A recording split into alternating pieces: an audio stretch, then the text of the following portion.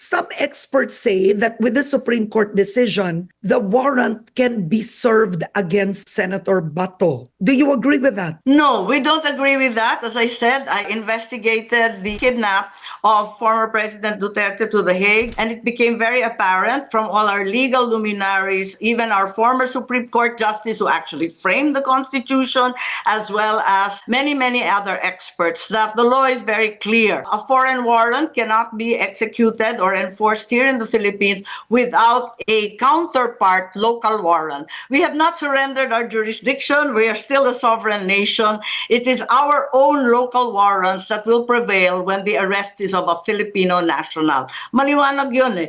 Kaya hindi ko maintindihan bakit sino-shortcut nila. Maliwanag naman, sundan lang yung proseso. Saying that Senator Bato is a fugitive, I'm not his lawyer, but he walked out of the Senate like anybody else would because the Supreme Court had just granted 72 hours. He did not escape or flee, as it were. He just walked out together with Senator Robin. Ganun lang yun. I happened to be hanging around until quite late, so I saw that they were getting ready. Yun lang. Kaya alam ko, lumakad sila ng normal.